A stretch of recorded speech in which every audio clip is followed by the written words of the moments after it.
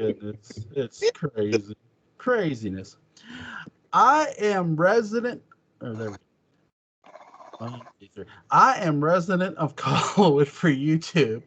And joining me, the dynamic duo. No, I'm not talking about Batman and Robin because these guys make Batman and Robin look like nothing. Butch Rosenbalm and Patrick McCray.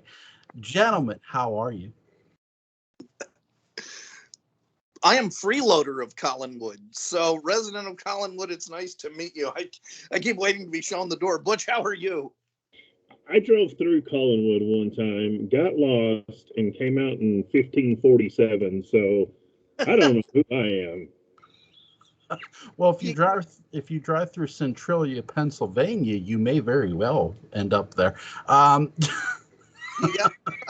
the directions given to you by the complimentary head in the box GPS exactly going through Collinwood, or who knows when you'll wind up. Yes. We're here to discuss the original Amityville Horror starring James Brolin, Margaret Kidder, who actually was in Black Christmas. Her character gets killed off in that.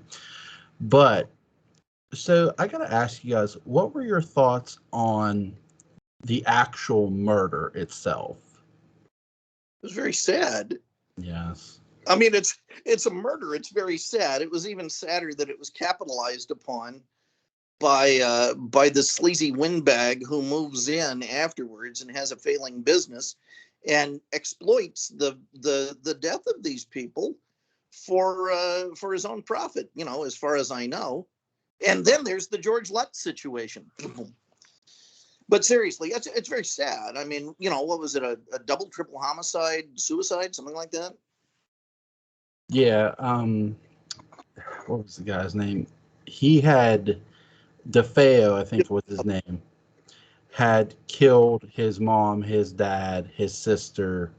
It was very, very, very strange. And the way he acted, I think a friend of mine, a fellow YouTuber, Ryan Bowers, had talked about, he goes, look, if you want to try to believe that DeFeo was possessed, he goes, you need to believe that DeFeo was probably on PSD or high or on drugs, which he probably was. But it's crazy that the murder that he did is just, I'll get into my whole issue with it. But Butch, I'll start with you. When did you first see this movie? Probably sometime in the 80s, like a lot of horror films, probably on the old USA Network. I remember when the story broke about the Amityville Horror, and my dad, who at the time was not, but in a few years would become a Baptist preacher, he discouraged, any sort of thing into that. And then I remember, I think I saw it after Lutz had recanted. Well, that didn't really happen. And then it's my understanding a couple of decades later, actually maybe a decade ago, he said, no, it really did happen. So is this George Lutz? Yeah, that's what I heard, on the news. I was really unimpressed. And I pulled up some scenes on YouTube to refresh my memory and did a little research and with the film. I came across one important thing. I thought it said that it was originally intended as a TV movie of the week. Now, I know Patrick is. I'm not sure about you, Jewel. I don't know. I'm not exactly sure your age. I remember when there was a TV movie of the week was kind of a big deal. You can go back to Kolchak, which is one of the greatest TV movies of all time. But to me, once that thought got in my head, I couldn't get it out about the film. That it just looked like another TV movie with some people that would eventually be famous. Margot Kidder, I think, had already made Superman. Yeah. When did you first see the Amityville Horror, Patrick? Oh, I mean, my mother had a hardcover copy of the book. Nice. And she had a very interesting relationship with reality in some ways. but I think maybe she thought it was true or something. And so I saw the movie with one of my parents because they were divorced. Um, uh, I don't remember which one, but it was with the promise not to tell the other one that we had gone to see it at Showcase Cinemas, which was a massive, 1,000-seat theater, an old CinemaScope type screen. And it was a big event. It was a big event. And I remember then maybe 6 or 7 years later, it was on TV late night, and I tried watching it with my aunt, and I fell asleep. And I remember I saw it on cable a fair amount. And it was one of those movies that I always tried to tell myself when I was a kid was better than it was. I don't remember how bored out of my mind I was in the theater, but I think maybe just the novelty of it kept me going, and it was, I couldn't see The Exorcist or something, but yeah, we could see that. And so I think maybe I coasted along on that. But over the years, it's one of those films I would come back to, and I would sort of have this narrative of this is a classic. This is an important, maybe it was just too sort of cheap and showy, and that's why people don't like it. And then I would sit down to watch it, and I'm incapable of getting through the entire film. I just can't do it. I've seen the entire film in my lifetime in different chunks, but holy free holies, I just tried to watch it a couple hours ago, and good Lord, it's a dog. It's a really bad movie. I have. Hopefully, we've not stepped on your toes too much, Joel. Yeah, the thing is that it's an important movie, and it's an important movie in talking about horror and parapsychology and 70s high weirdness. And, every song is somebody's favorite song. So if you like this movie, that means you had an experience that Butch and I did not. And you had 2 good hours in your life that we won't. And so that's a good thing. No, unfortunately, don't get me wrong. Look, the Amityville Horror is going to be one of those movies that a lot of people put in their top 5 or their top 10, and I'm not here to discourage those people at all. Yeah, I'm not, and I know you guys aren't either. We're here to have fun and talk about it, but can I just say one thing, Joel? Sure. Those people need to see more movies. Maybe 9 more movies. Yes. Yeah. Does any other movies? But go on. I'm sorry. I mean. No, I love what you're saying because I agree with you, and here's why. When I was a kid, I was shown this movie as a kid. I've said this before. My mom owned a video store, and the first movie she ever showed me and my brother was John Carpenter's Halloween. I've told that story to death. Good mom. And so when I had watched the Amityville Horror as a kid, I had kept watching it over and over and over and over again. And my mom had walked in and she goes, "You're still watching that? Why? It's not that good." she That's a great mom. She goes, "Why are you watching that, sweetie?" And I said, "Mom, I'm trying to determine because I knew who the Lutzes were at that age. My mom had explained what had happened to me. She had sat me and my brother down and talked about it because she was a very responsible person. And so I said, "Mom, I'm trying to determine if the Lutz's story is legit or not." And she goes, "Watching that movie isn't going to help you determine that." She's right. And she goes, "You need to hear the actual people, not the actors who played them." And she was right. So she goes, "Hey, they're going to be on TV tonight, George Lutz is." And I sat down and I watched it. She didn't watch it with me. She was running the video store that night. So, and I watched it and I walked away unimpressed. And here's the sad part. That's the last time as a 10-year-old, I watched the Amityville Horror. I haven't watched it since. I think that may be the best review the movie ever got. That's the most glowing review. If it were re-released today, that would be on a quote on the poster. I watched it when I was 10, haven't seen it since, was unimpressed. Jules saying. You know, I think something I as I recall, in my world back then, there were a lot of people that would just go, you know, that really happened. You know, that really happened. Yeah.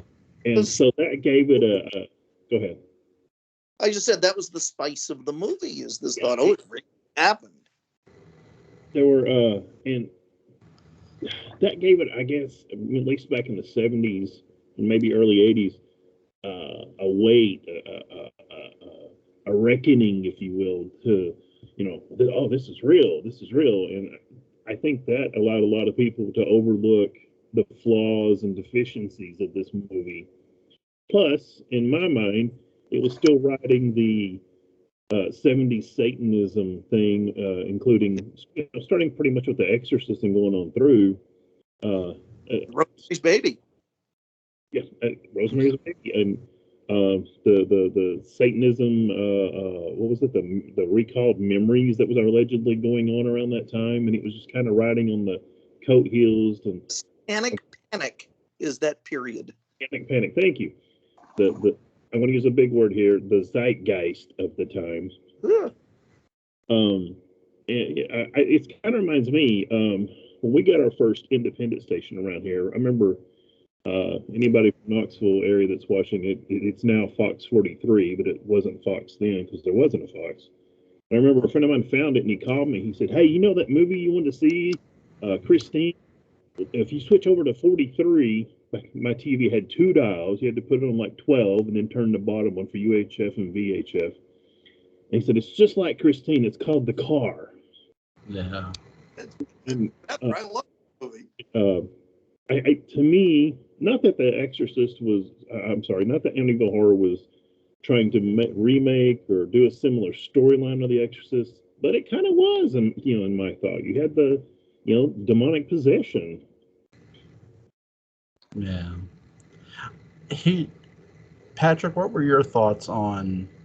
Do you agree with Butch? Do you feel that they were sort of doing a demonic possession story as well?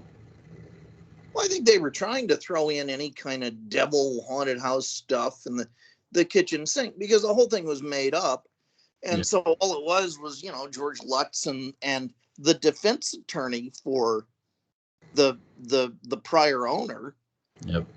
who got together and apparently concocted this story. So I think, you know, they just sort of went through the movie section of the newspaper and looked at whatever they could and threw it in. You know, you have a Captain Howdy type character that the Jody, I think is the name. That's the pig that the kids are playing with. And, you know, it's like a Frankenstein's monster where all of the pieces come from Big Lots. You know, yeah, but certainly they were trying to cash in on all of that. And I think it was the last, you know, rectal gasp of that period and of that type of storytelling, before the sequels. Right. And this is something that I think, thank goodness that they made a lurid, Burt Young / incest soaked sequel to at least, you know, tantalize the lowest common denominator out there. And I think that's really what carried the franchise, was that the sequel was so tasteless, but somehow shorter and vaguely more entertaining, that that they managed to milk this for God knows how much longer. Because even the psychic investigator they allegedly brought along, Stephen Kaplan, wrote his own book called the Amityville Conspiracy, where he pointed out 100 contradictions in the book. So even the you know, parapsychological investigator they brought in just said, this is nonsense. Hey, I just had a thought I want to throw in. Tell me what you guys think. as anyone, hopefully I don't do it as much as I used to when I was younger. Does anyone tells us a story and you embellish it, and then you get caught? Your people are listening to this story, and then you have, when you first time you tell it, you broke your finger, and then the second time you tell it, it almost got cut off, and then it switches hands to which finger it is. The story grows, and then you start having to bring it all in, and that leads to the hodgepodge that Patrick was talking about. They're, oh, wait a minute, we said this over here on Johnny Carson, and then we said this on Today's Show, and then we said this on Good Morning America. I don't know for sure that all three of those, I know Johnny Carson was on the end, but that's about it.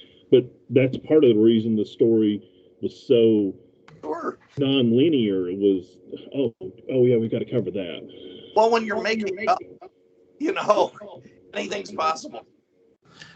And here's the thing too, the story carries on so long, from not just a movie standpoint, but from when I was in high school, I remember people saying, "Well, the Amittyville, the Lutzes, that was legit." I'm like, "No, it's really not." And I'm like, "You want to hear something? You want to hear something legit? The house they use, is in the movie Jaws." Okay, so well, that was one of the cast members, right, playing essentially the same character. Yep. And that's the thing. It's like, look, the Lutzes were looking for a quick buck, and they got it, and then some. Oh, yeah. And that's the real story is the Lutzes. It's sort of like a get rich quick scheme, and unfortunately it worked for the Lutzes.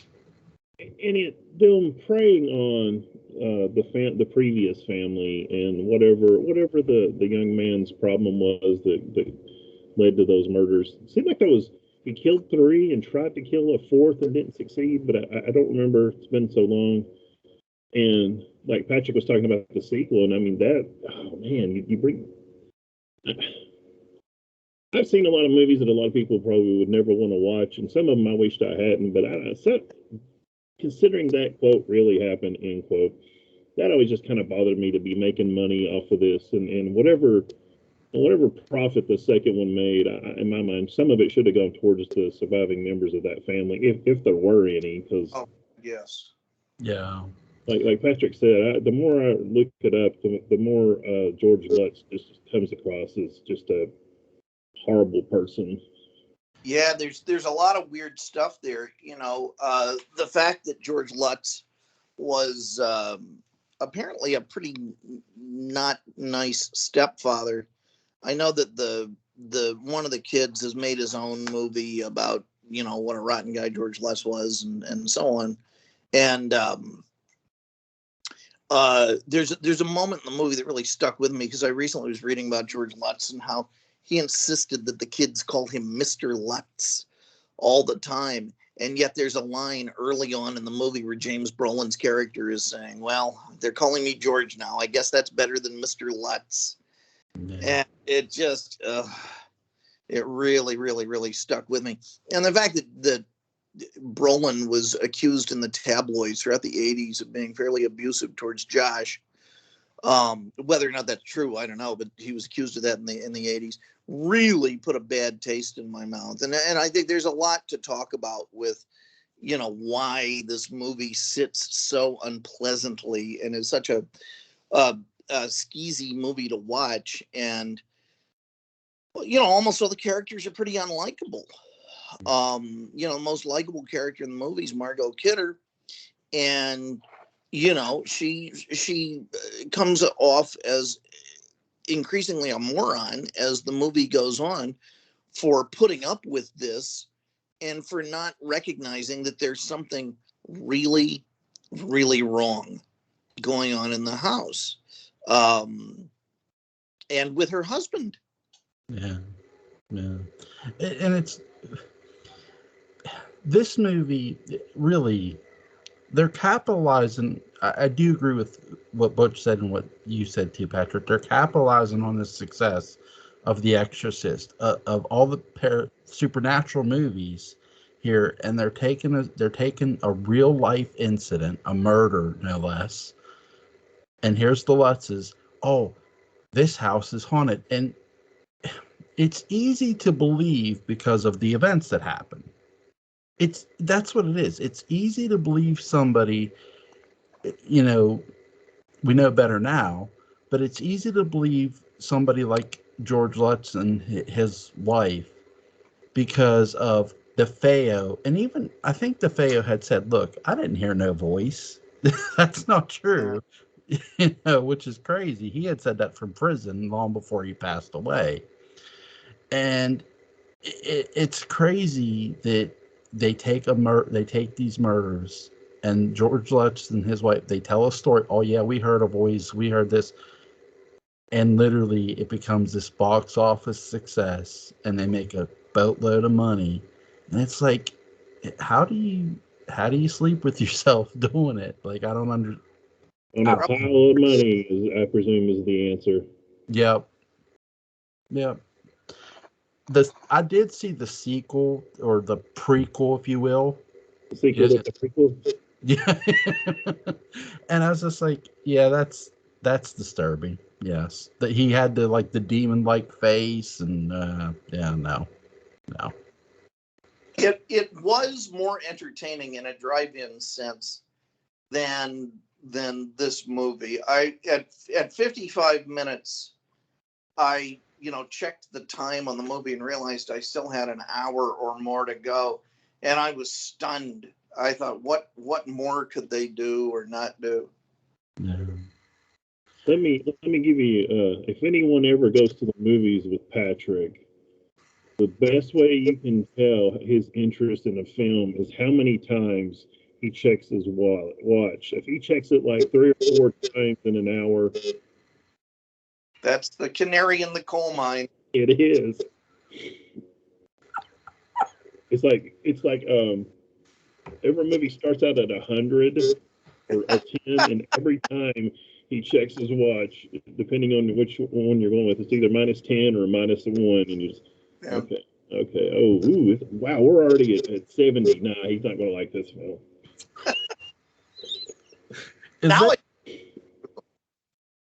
What was that, Patrick? Leap through them. It's a defense mechanism. Narcolepsy has saved me. Which is kind of ironic, because we used to go with a bunch of friends to go see movies, and I worked third shift. Well, we'd go see movies at sometimes in the afternoon or early evening, 3, 4, 5, 6 o'clock. And when you work third shift, what is it? You go into a theater, it's kind of quiet, it's dark. What happens? I fall asleep. Yeah. So now I was the one falling asleep, and he was checking his watch. Now he's the one falling asleep. Is there a movie you got that either of you guys just walked out on that was so bad? Oh, Butch, you first. I have. Patrick may know this one. I walked out of one movie. Uh-huh. That is the Texas Chainsaw Massacre remake. Ooh. And I got my money back. Was I with you for that? No, that was just me. God, what a horrible film. The only thing in that movie I can recommend is Jessica, what's her name? She looks really attractive in a pair of jeans, and that's about it. I just kept waiting. Is there something, scary going to happen? Is something interesting going to happen? No. The question for me more is, of the past few years, what movies have I not walked out on? I often say it was worth the price of admission, especially once they came up with these passes like Movie Pass. Then Regal came out with a pass, so I don't really feel like I'm out anything. I've already spent my $18. So before the pandemic, the last film I started to see was Birds of Prey. Yeah. And I just leaned over to my father and I said, I'm out of here. About maybe 25 minutes in the movie, and went shopping for foam core, because that was more in shopping for foam core at the dollar store was more interesting. And soon after, I got this text from my father saying, "I'm outside the theater. I'm joining you." Yeah. As a fan of DC Comics, I want to apologize to you, Patrick, for that. It's okay. I mean, I saw the first one, on TV or something, and it was watchable in its own way. I mean, I could sort of come and go and whatever. But oh boy. Yeah, I love walking out of movies. It's a political statement. It's a defense mechanism.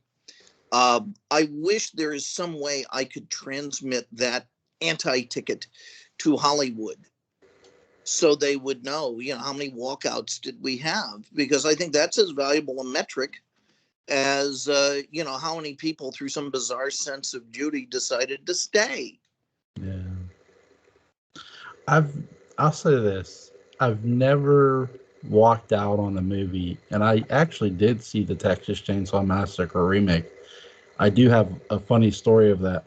Me and my brother went to go see that, and we knew who was going to be in it. And as we're walking up to the movie theater, which isn't even around anymore, I looked at my brother and I said, $50 says Jessica or Jennifer Biel lives, because she was the only name in it, really.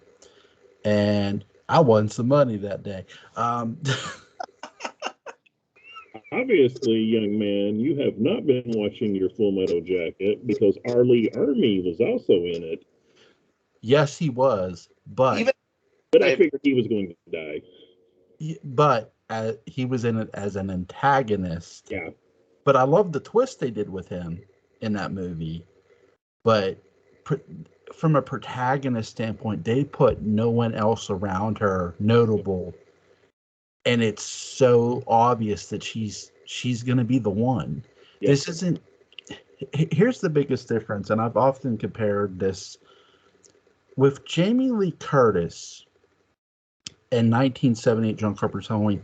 There was no internet back then. You wouldn't know whose kid she was, Even when I first watched it, I didn't know who her mother and father were in 1990.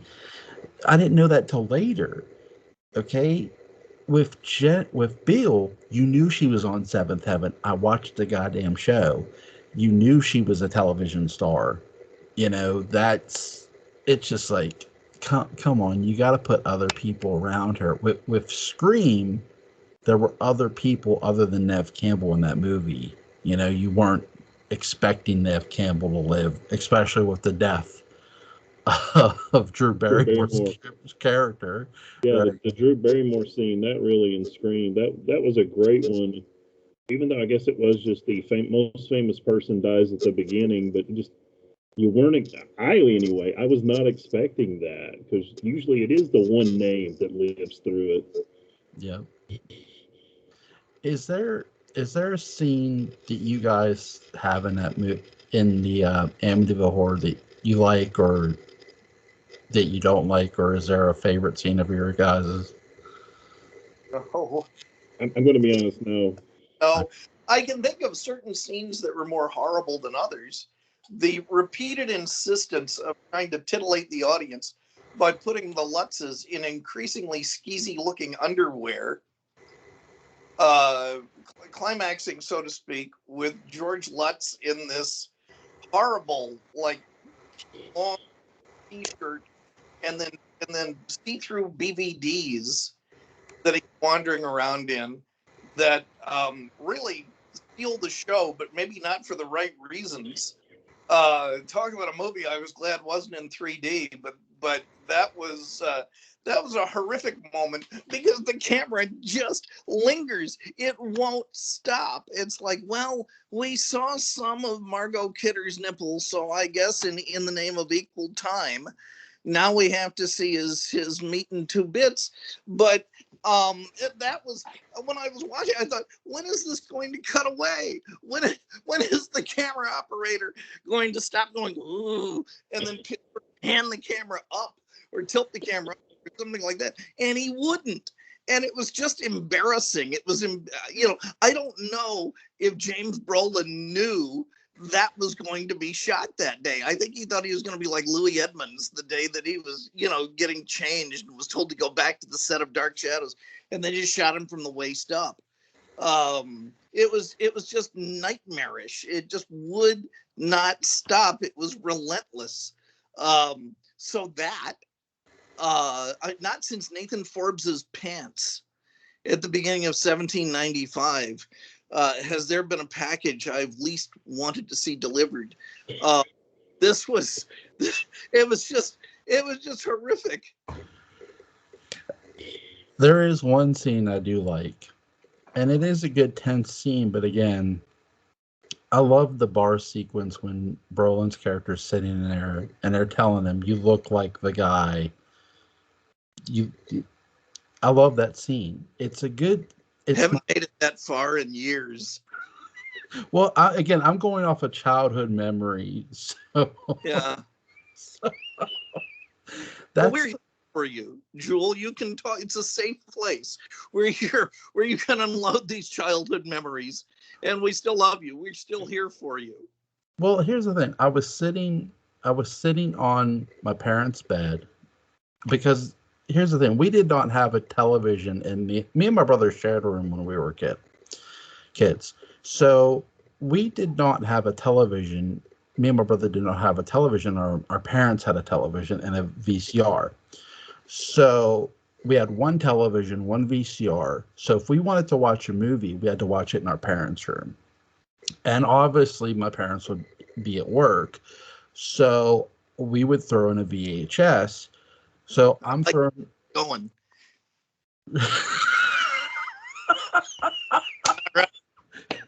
All right. Autofocus. Keep going. Oh my God. So I'm watching. So when I was watching the Amityville Horror, I was sitting on my parents' bed, Indian style. I'm watching it, and when I kept watching this movie, and so I remember the scene where Brolin's character goes to the bar and they're telling him, "Hey, you look like the guy who murdered his family," and I like that scene because it feels tense and it feels creepy, but that's about the only scene I like. The weirdest part is when Brolin's character thanks them. Yes. Oh, I thank you. I tried. I think it's another one of those movies. The Eddie Murphy used to have a bit in his comedy about, white people go to a haunted house and they hear a voice go, "Get out." And you're like, "What was that? It must have been the wind." And, the house that me and my wife bought, if weird shit had started happening and there was a pig and glowing eyes and blood or black stuff flowing from the pit or whatever, I'm like, honey, we need to get out of here. You should have gotten that home warranty. Funny story. We did. It's the only home warranty by the Vatican. That would have probably been better. God. Oh my God. Oh, Joe, you have no idea what you're getting into when you have both of us on here, do you? I love you both. Listen, there's no filter here, so you can say whatever you want. I don't care. But no, there's no but. Listen, my wife. Anyway, continue. My wife talks about stuffing a raisinette up my nose when we were dating. So I mean, hey, look, it's just like. The Amityville Horror, I know people love it, but I cannot stand that movie. And I haven't seen it since I was a kid. And really, more or less, I can't stand the Lutzes and the bullshit they got away with. Yes. And that's sort of my frustration of it all, because what really frustrated it most when I was in high school and people were going, oh, it's real. It was real. I'm like, no, and I'm just going, no, it really wasn't. And that doesn't need an exorcist. That house needs the amazing Randy. When you were talking about parapsychology investigators, I was thinking, too bad James Randi didn't show up. Yeah. Although I'll say this, one of Randy's colleagues, Brian Dunning, who has a wonderful podcast called Skeptoid, did a really good encapsulation of the whole Lutz story. It's very well researched, and I encourage anyone out there to go look up Brian Dunning and Skeptoid, Skeptoid, and look up what he has to say about anything, because the guy's right, but especially about the Amityville story. Could I find that on YouTube? He might have done a YouTube version. You could definitely find it on any podcasting site. Okay. Yeah. When we were talking about this, and I was doing some research, of course, I started the easy one. I started Wikipedia and scanned through it. And something I thought was really interesting, because I started at the movie, then went to the book and was going on. And it said everybody that had owned the house since the Lutzes, none of them had heard anything. None of them had any, even, oh, well, one day the food was fine, and then the next day the apples were rotten or something. But nothing. That right there tells you everything you need to know. Here's a question I have. Would the house seem as evil looking if we had not grown up being told it was evil looking? I'm going to say yes, and I'll tell you why. In Knoxville, over towards Fountain City, there was I'll never forget it. Going, let's say west, there was a McDonald's. There was a bridge, and then over here there was a little shopping center. And as you came around the corner, there was a house that looked just like the Amityville Horror House, or very, very close. And this was this was after the movie came out, maybe early '80s, and it may be indoctrination through seeing the trailers and whatnot, because I hadn't seen the film at the time. I was scared to look at that house as a kid. I was a very scared child. I mean, I think there was an episode of The Hulk that scared me. So, It did the Jewel. Knoxville, and he's out of here. So, hey, okay, I take it back. It's near Fountain City. But I think it did, because to me it kind of had a face. The two windows were the eyes, the chimney was the nose, and then you kind of had the mouth. It's the lighting inside those eyes too. It has that evil kind of angle to it that makes it look like it's sort of squinting at you. Mm-hmm. That I think does a lot of this also. I want to apologize for getting up and walking away. I had turned off my TV in my living room, so I apologize. In Pennsylvania, there are 2, maybe 3 houses that look like the one in Amityville Horror. Not exactly, but they have the windows that look like the eyes. And so when you see these houses, they do look creepy, to your point, Butch. I agree. They do sort of look somewhat alive to a degree. So yes, the house in Amityville is sort of creepy and scary looking. I agree with that. What's you guys' favorite sort of supernatural movie? Wow. Define sort of supernatural. Okay, supernatural goes, whether it's a ghost or a haunting or a possession story. Mm. The greatest or our favorite? Both. I think the greatest, at least for me, has to be Exorcist. I'd go with Exorcist. Yeah, that was going to be my answer also. That's one of 2 movies that literally scared me, and The Exorcist can still scare me. And well written. Yeah, it's well written, well directed, well acted. It's everything that Amityville Horror film isn't. Yeah. Yeah, I would agree. The Exorcist, hands down, it does so many things as a movie, including be a comedy. Blatty was a very funny man. I mean, he wrote A Shot in the Dark. He wrote a lot of funny stuff, and these are witty, aware characters. So, yeah. Good call. Favorite? Let me go over here and stand in front of the collection. I'm going to turn around. See if anything jumps out at me. No pun intended. I kind of thought my wife might be behind the curtains back here and jump out.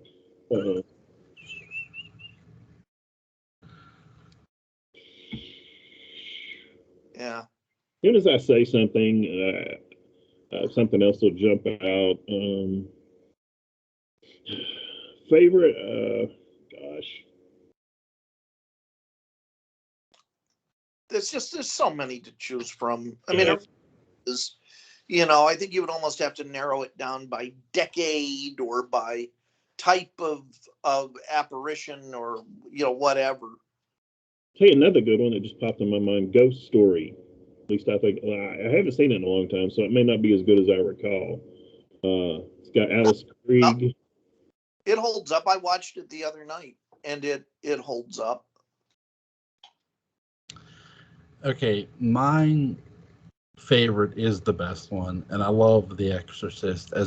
When I watched it as a kid, it scared the shit out of me, and watching it as an adult still today, it's creepy as hell. Even though it's a fictional story, it's really, really well done, well shot, well acted, well made. It's literally the perfect film to watch. I have yet to show it to my kids. I'm still trying to talk my wife into that one. I definitely wait a little while, no matter what. But it's really, really, really, really good.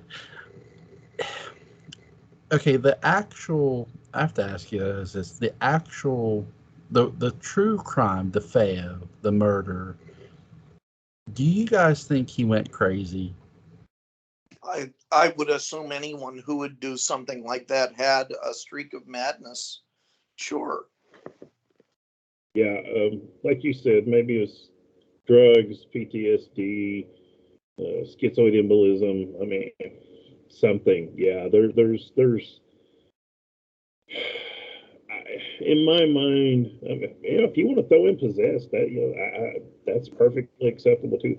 You don't do something like that without there being something wrong with you up here and in here.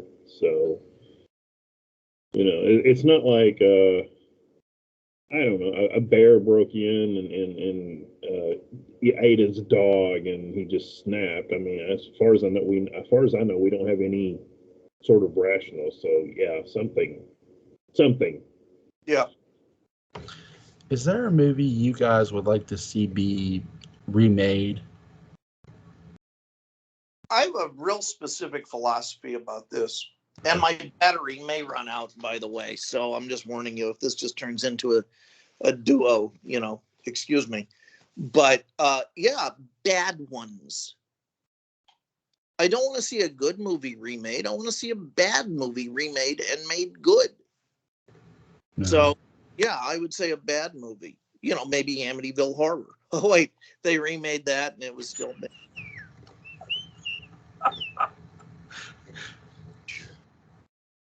What about you, Butch?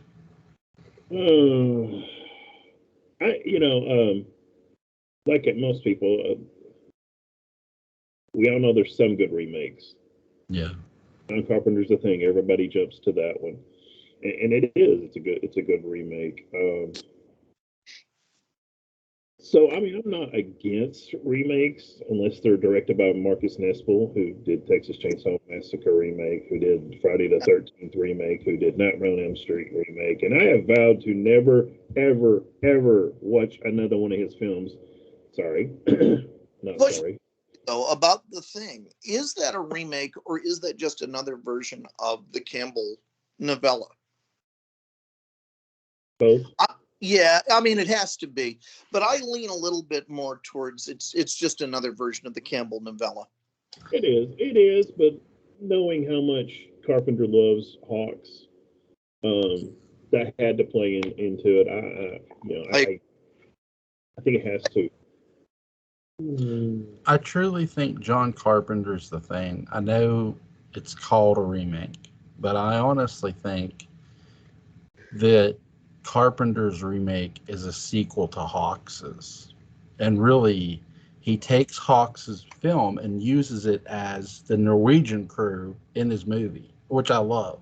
Yeah. That he's, if you watch, for anybody who hasn't caught this, in John Carpenter's The Thing, they show footage of where the Norwegian crew found the circle. That's just footage from Howard Hawks' The Thing from another planet, and it's amazing that he does it. And you're right, John Carpenter has a huge love for Howard Hawks. How he shows Howard Hawks as The Thing in John Carpenter's Halloween.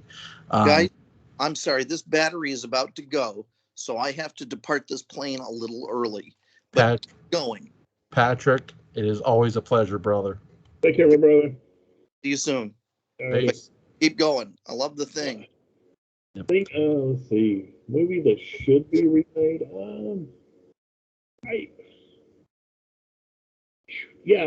There's some. Nothing is jumping to my.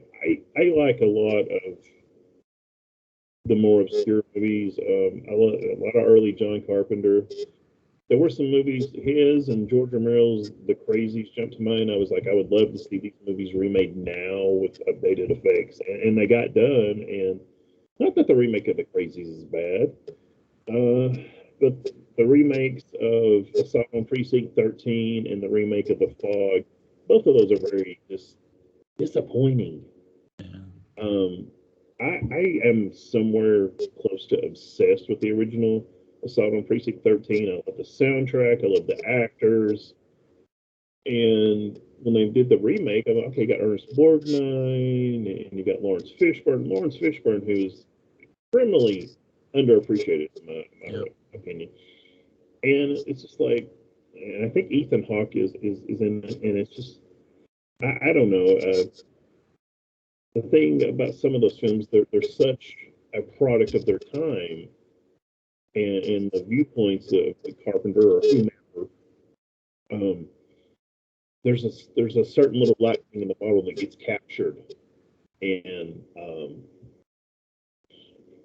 again, I'm not against remakes, but every time you turn around the remaking thing, that doesn't need to be remade, and they're not even doing anything with it, like Carpenter with the Thing or what have you.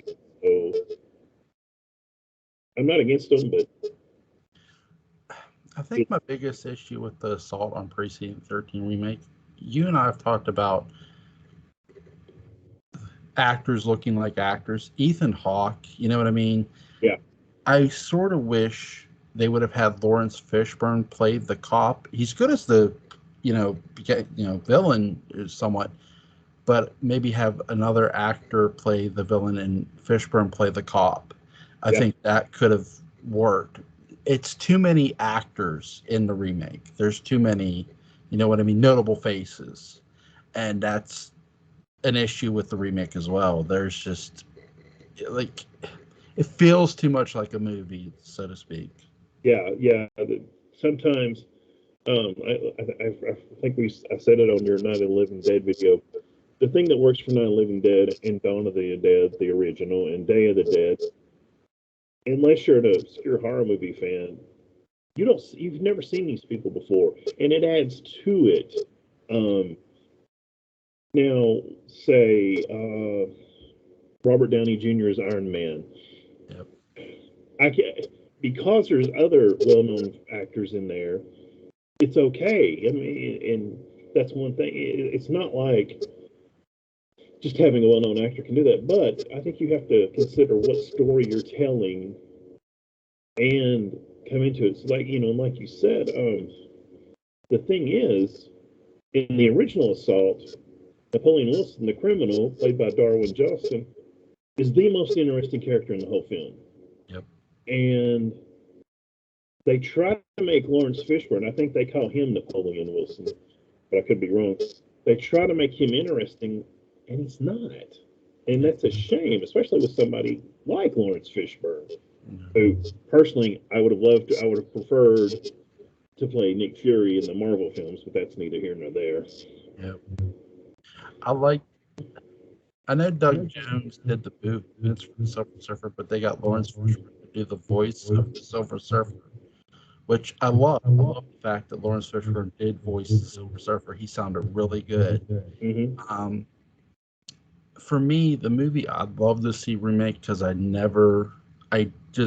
a movie I can't understand no matter how many times I watch it because it makes no goddamn sense.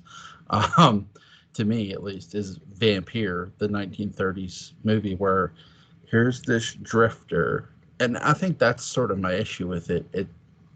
Don't get me wrong, I love the fact it's shot grainy. It's very grainy, and I love the way it's shot. It's black and white. It looks creepy as hell, but it's a story about this drifter who's supposed to be obsessed with the supernatural. Well, here's the thing. It would be fine if the movie started off with him being obsessed with the supernatural, but he more seems afraid of it, not obsessed by it. And then now later on, he's sort of becoming obsessed, but the movie isn't about this avenging person who's sort of going after the supernatural. And it looks like a film that's supposed to be built that way, but it's not. Yeah. And that's sort of what's frustrated me about it. Don't get me wrong. I love the way it's shot. That's why I said I'd love for this to be remade a bit better than what it is, because there are movies that are similar to this that pull it off. But this movie, though shot good, and I don't think it's poorly acted, I just think the way it gets done, it doesn't translate to me very well. Mm-hmm. You know? There's a film. Actually, I've never seen it, but I've read about it a lot. It's a version of Macbeth, but it takes place in a 1970s fast food restaurant. Mm. And I don't think it's called Macbeth. The name is escaping me at the moment.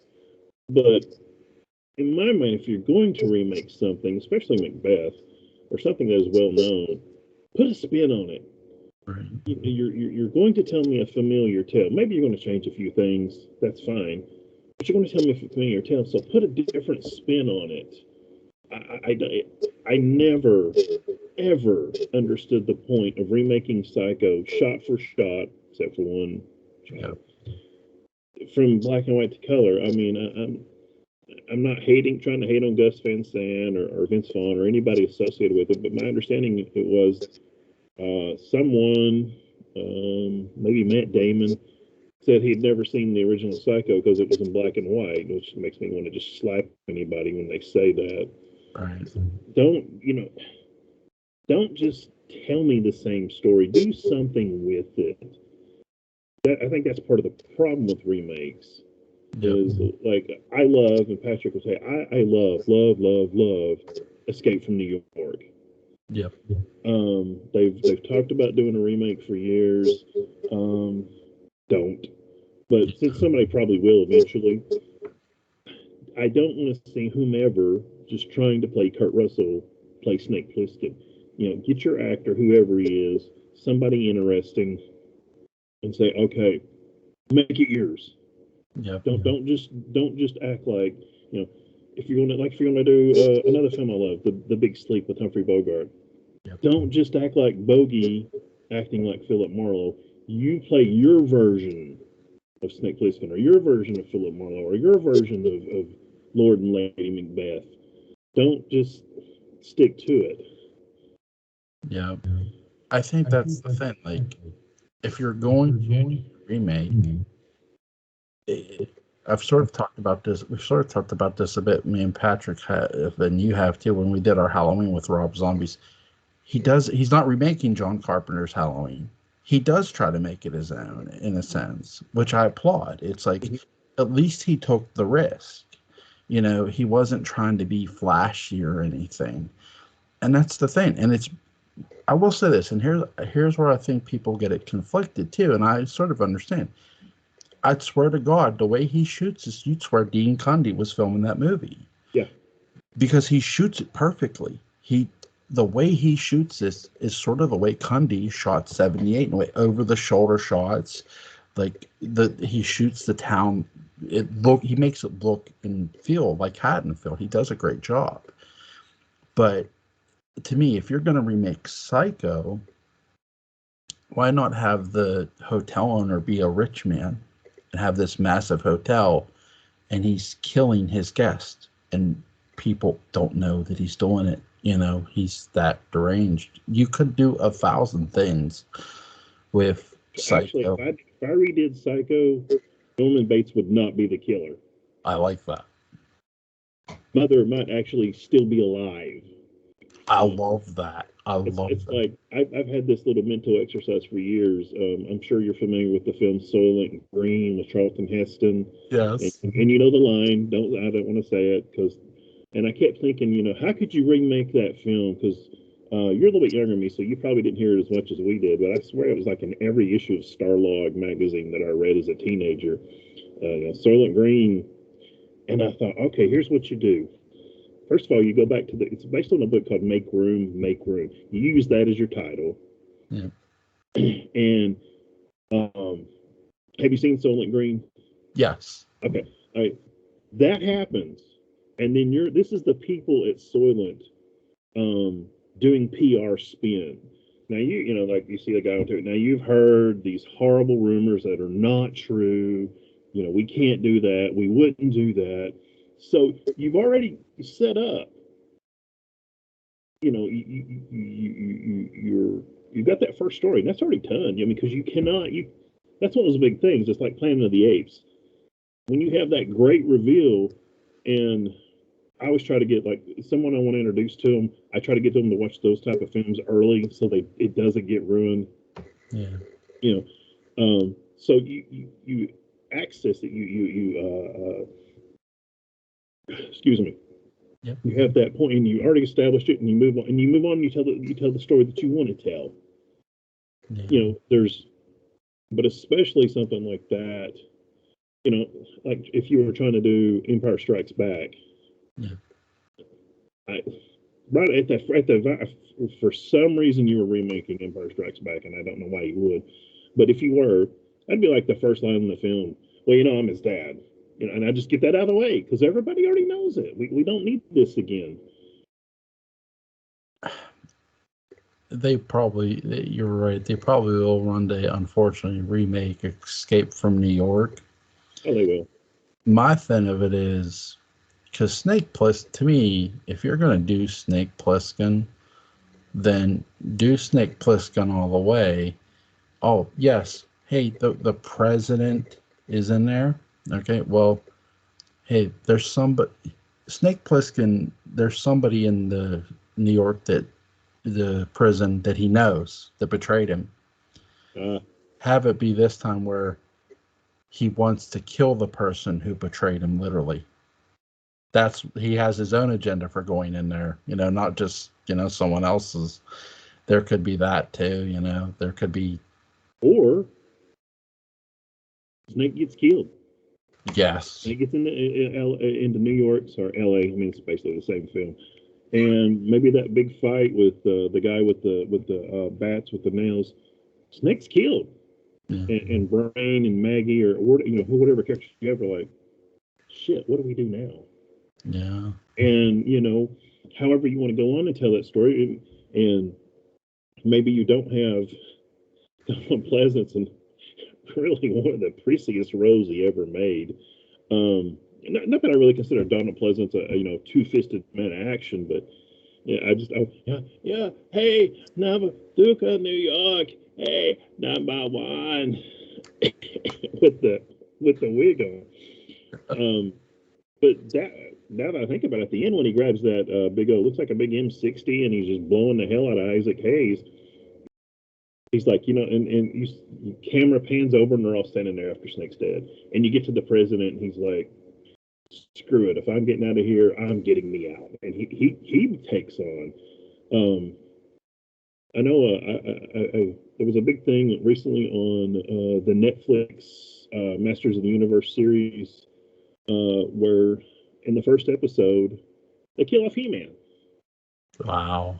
And people were so pissed. And it's like, you know what? Great.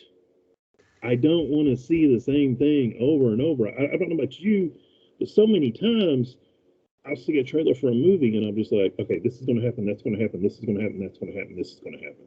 And I watched the film, and pretty much, I mean, there might be a few light variations, and it's like, why do I need to see this over and over and over?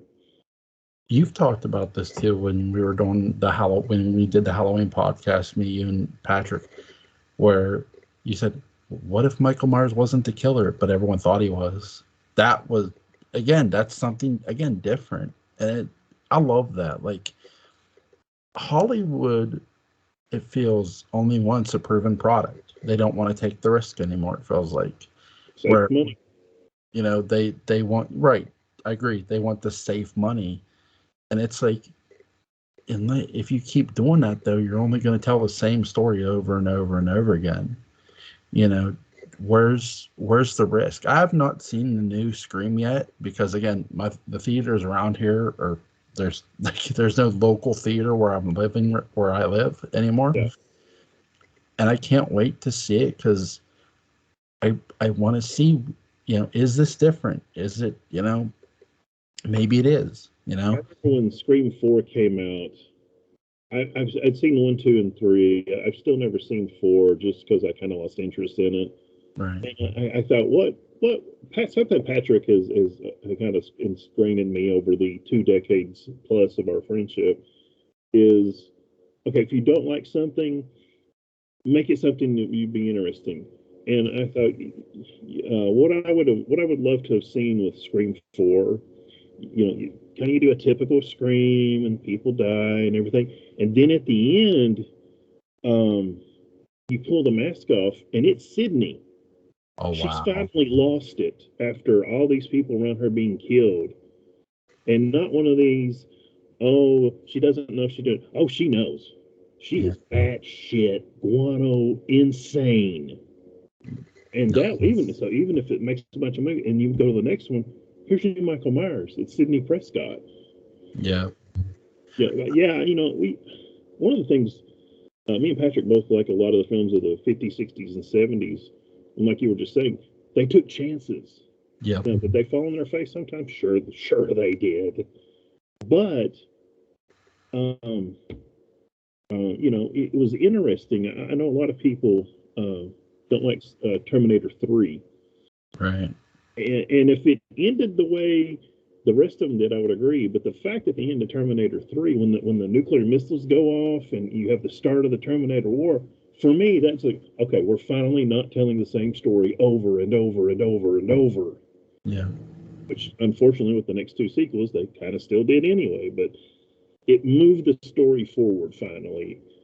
So like you said, tell, if you want to tell kind of the same story and then turn on here, great. Right. But I don't want to keep seeing the same movies over and over and over. See, I liked Alien 3 because it felt like it was taking a chance a bit. I love the camera angles, like how the aliens upside down and stuff, and that you see from its point of view. It felt like they were trying to get back to the first one a bit, and I do think there's times that they put the guy in from what was the series? Rock. Yeah. Thank you. And I love his line where he's like trying to lead the charge a bit, and he's a really good actor, and that's sort of where it feels like you're acting a bit. It's like, okay, you don't really need the line. I get it. It's a great sequence, but I don't know. 2 to me, I'm gonna get killed for this. I always felt 2 ruined the franchise a bit. 2 took away a lot of aliens. Yeah. Took away basically all the fear and dread and power that the creature had in Alien. Yeah. They basically took that away, or did I think it's called the Worf effect, where you have your badass, and then when you introduce somebody new to show how badass the new guy is, he beats up your old guy. So like in Star Trek Next Generation, where Worf would get flipped over backwards. This guy's a big badass. Yeah. So it took away from the Alien, and I don't know if it ruined it, but it sure did weaken it quite a bit. Yeah, because even in the end of Alien, She Ripley shoots it with a hook. It doesn't kill it. It doesn't. It just. And even when it's out in outer space, it's still moving around and trying to get back in. The afterburners kick on and the thing's still moving, like the blasters, and it's like, holy this thing's like damn near indestructible. Mm-hmm. You know, and that's the fear that really, I think Alien, if somebody were to ask me what's a franchise that wasn't meant to be a franchise, I would say Alien. Oh yeah, it was meant to be one film. And I like Prometheus a bit because it sort of gets back to, you know, that, but it's a franchise that wasn't meant to be a franchise, I guess, in my opinion. I throw in the Michael Myers. I won't say Halloween because I'll throw out Halloween 3, but that was not intended to be the franchise that it became. But yeah, I mean, I totally agree with you with Alien. There's, you know, some films that are fine on their own. Casablanca jumps to mind. One of my favorite films of all time is Casablanca. I don't need a sequel. Right. I don't need a prequel. I don't want a remake either, because I think everybody in that film was pretty much perfect in their role. Not to say it couldn't be done and it could be good. Most likely I think it's going to be bad. I think there are films, just leave them alone. And if you want to, you know, write your own little fan fiction about it, great. You go right ahead. And if you want to like go to, I don't know, fanfiction.net on the internet and put your story, great. And I may read it and go, you know what, that's a great story. That's a great idea. But just, you know, some movies don't need to be just, you just look at it and go, okay, you know, let's just enjoy it for what it is. See, I write fan fiction, and it's like, look, I don't take it seriously. It's fan fiction, you know. It's a story. It's a story, but that's the thing. It's like, if you tell us, one of my favorite like fan fiction stories is a story called Absolute Evil. It's a Halloween story. It's a Michael Myers story, and it's about, they sort of turn it's a true crime story. They make Michael Myers a true crime story. Which I like. It's like, and the only way they show Michael Myers is in found footage, where these paranormal investigators were exploring the hospital from Halloween 2, and Michael Myers kills them off. I'll send you the link. It's really interesting. Okay. But one of mine, well, it's not really fan fiction, but it's similar. The professor from Gilligan's Island, was the first husband to the woman that we became known as Carol Brady. That the professor is the father of Jan, Marcia, and Cindy. And then when he gets shipwrecked on Gilligan's Island, he's declared dead. She marries Mike Brady. Wow. Yeah, it you know, if you like it, it's great. If you don't, in my head canon, man, that's it. That's the truth. And it's shocking, and it leaves your jaw on the ground too. Yeah. It's like, that is awesome. That's awesome. That's what good fan fiction can do, or retroactive continuity, or whatever you may want to call it. Right. But and now bad stuff, we all know what bad fan fiction is, and we'll just leave it at that. Butch, man, I'm out of questions, but I do want to set up a Texas Chainsaw Massacre podcast with you. Do you have next Saturday available? Let me check with the wife, and I'll let you know. I think so, but I'm not sure. My father-in-law's birthday's coming up, so I gotta do some checking. But I'll let you know. Yes, please do. For Butch Rosenbalm and our friend Patrick McCray, thank you, gentlemen, guys, so much for coming on and discussing this with me. It was I had a blast, man. Thanks, Joel. I enjoyed it, and I know Patrick did too. You guys have a great night. You too. Bye.